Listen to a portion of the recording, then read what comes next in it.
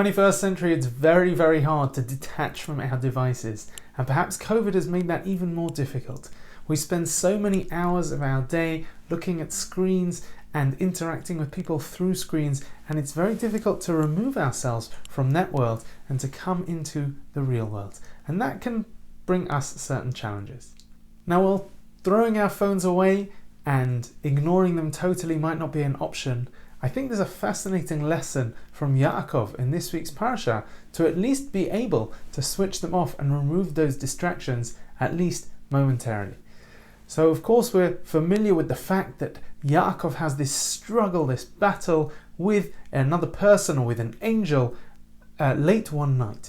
And at the end of that battle, Yaakov is injured. He's injured on his thigh.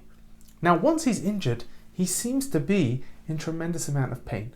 And yet despite that, at the end of the battle, rather than focusing on his pain or focusing on his win, the one thing on Yaakov's mind, the one thing on Jacob's mind, is a recognition that this being has some power to give him a blessing.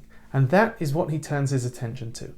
Even in that moment of pain, he's able to block it out, and he's able to remove that distraction and to focus on what is crucial in life, to what is central to his mission in life, and ask the angel or this person to give him a blessing to be able to fulfill as he moves forward through life.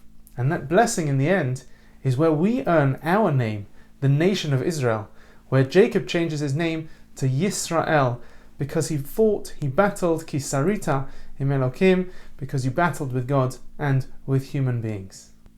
The ability that Yaakov shows in that moment to be able to block out distractions and focus on a mission, focus on something that is beyond this world, that blessing which he is going to be able to utilize in his spiritual life, is something that I think that we can all take with us.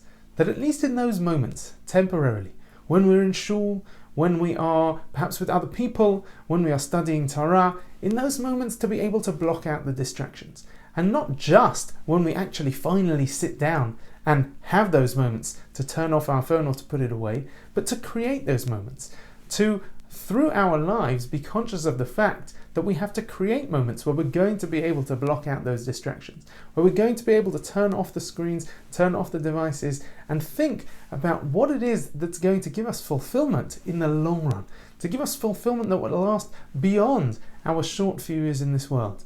What is it that will enable us to fulfill a mission that we can look back on and be proud of?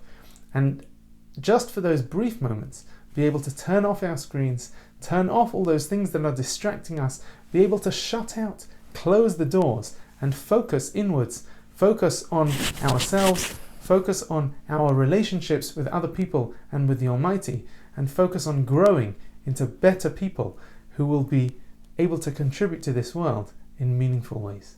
Shabbat Shalom.